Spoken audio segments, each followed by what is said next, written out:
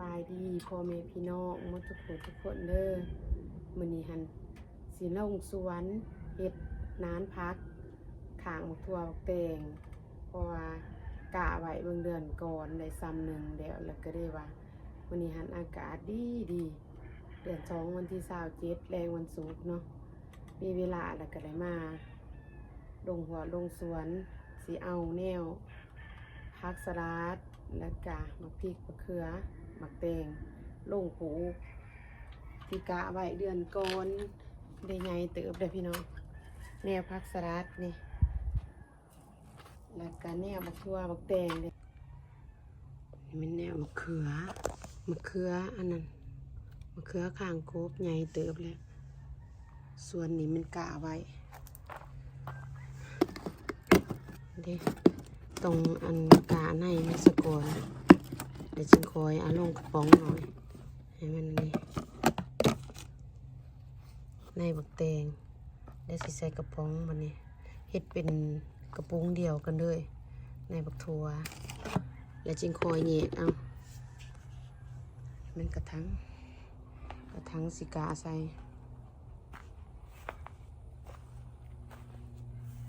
ใหญ่เติบเลยดิในบักแตงบักทั่วแล้วก็ส่วนที่กาไว้ใส่อันนี้นี่บัดใหญ่เติบซ้ำหนึ่งกันแยกใส่กระถังบัดนี้เฮ็ดเป็น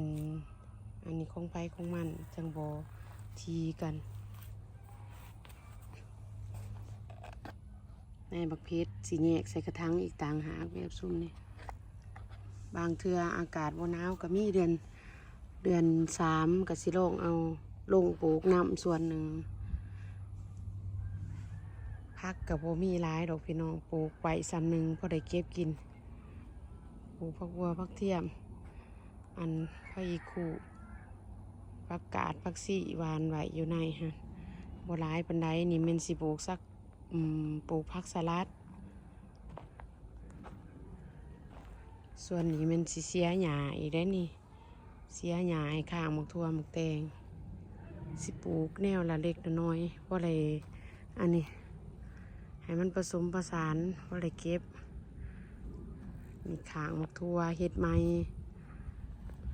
ถาเบิ่งว่าเพิ่นสิเป็นแนวใดเฮ็ดแล้วซื้อมาแต่นั่นเด้อพี่น้องเด้ออันนี้แท็กเตอร์เซอร์ไพรส์อันน่ะเด็กที่ว่าเฮ็ดนี่กับเสาเน่นดีคือยังนี่แน่นนี่พอถาวจุดเดินเฮ็ดให้ส่วนคางนี่เป็นตัวเองเฮ็ดเองนะบ่ปานใดซุ่มคางเก่าหักบ่งามปานใดเพราะใดอันนี้อยู่เด็กมันอ่อนตัวนี้ขุดไว้ซุ่มนี่เป็นต้นมะกะทันกาแนวมะกะทันไว้เพื่อสิปลูกอีกตืมเดซ้ำนี่แหละพี่น้องสวนหลังบ้านบ่ทันใดเอาอิหยังลงเทือเพราะว่าหญ้ายังบ่ทันใดเสียมันก่อไผ่ยังบ่ทันใดออกอันนั้นเทือออกนอก็บ่กะทันที่ว่าเก็บยามนั้นหันก็มีแต่กลางเบิดเด้เป็นกลางอยู่ยังบ่ทันได้ปลงไว้ซ้ำมันหนาวหลาย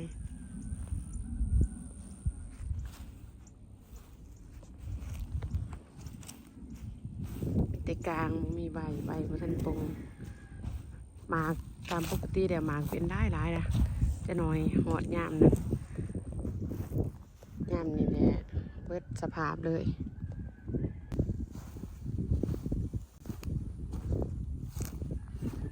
กุ๊กอันนั้นกะอันนี้เบิดอาหารพักสินไข่ตายเบิดนี่มันอันนั้นนานก็ยังว่าท่านใดเฮ็ดดีเทื่อได้ซ้ำหนึ่งผักสมนี่พี่น้องงามผักสมใส่แกงปูแกงปลากินกับอันนั้น